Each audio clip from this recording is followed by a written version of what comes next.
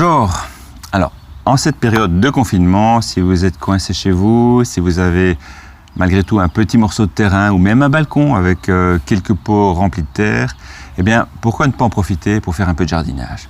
Alors, c'est bon pour le moral, c'est une excellente manière de prendre l'air et de faire un peu d'exercice et c'est la meilleure façon de produire chez soi des vitamines qui vont renforcer vos défenses immunitaires.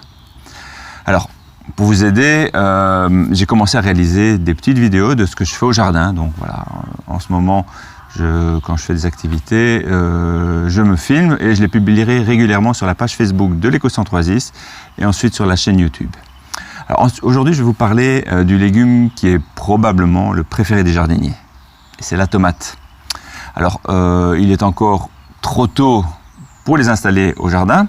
Mais par contre, c'est le moment de commencer à faire les semis. Alors l'important pour les repiquer à l'extérieur, c'est d'attendre la fin avril, si vous avez une serre froide, et la mi-mai si vous voulez les repiquer à l'extérieur.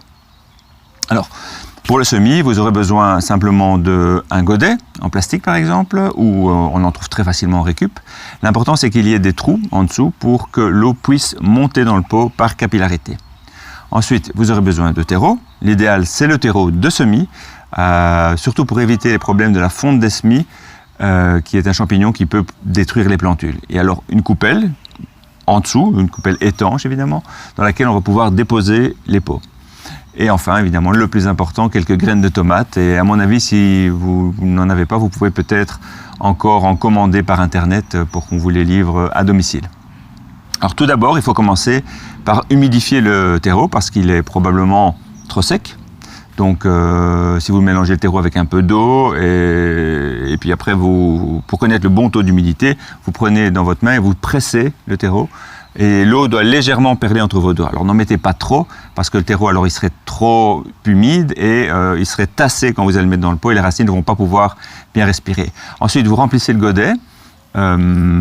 Et puis vous tassez légèrement, puis vous mettez quelques graines écartées les unes des autres de 1 ou 2 cm et vous recouvrez le tout de terreau.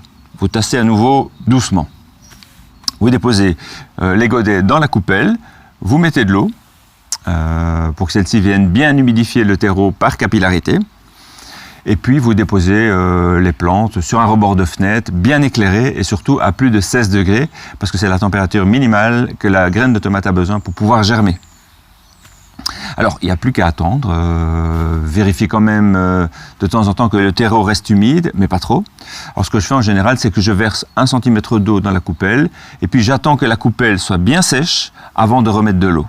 Ils aiment bien ça, les plantes, passer par des périodes de sécheresse et des périodes d'humidité. Et alors, après quelques jours, les graines vont germer et il faudra encore attendre environ 3 semaines pour séparer les jeunes plants et les repiquer individuellement dans des pots un peu plus grands. Petit conseil, en avril et en mai, quand les journées commencent à être belles, n'hésitez pas à mettre les plantes au soleil, donc les sortir dehors en journée. Attention de ne pas oublier de les rentrer pendant la nuit parce que les nuits peuvent être encore fraîches et les tomates, elles n'aiment pas, elles ne supportent pas le froid. Voilà, alors on attendra que le risque de gel soit terminé pour les planter en extérieur. Alors ce sont les seins de glace dans les régions, donc c'est aux alentours de la mi-mai. Alors c'est à partir de juillet et même août pour les tomates les plus tardives que vous pourrez commencer à les cueillir et à les déguster. Alors vous retrouverez toutes les chroniques Jardin Nature en vidéo sur la page Facebook de l'Écocentre Oasis et je les poste également sur notre chaîne YouTube et puis voilà, donc ce que j'ai prévu de faire également c'est de commencer à réaliser des vidéos au jardin parce qu'ici je papote mais vous voyez pas grand chose, ce sont simplement les chroniques radio que je mets en vidéo mais là ce que j'ai prévu c'est de commencer à me filmer en extérieur au jardin quand je prépare des planches, quand je sème certaines choses et donc voilà, et je vais les publier également sur la page Facebook, voilà, ça peut peut-être vous donner des idées, vous inspirer pour vous lancer dans certaines cultures au jardin. Voilà, merci de m'avoir écouté. Si ça vous a plu, n'hésitez pas à partager, à liker et autres. Et je vous souhaite une très bonne journée et à bientôt. Au revoir.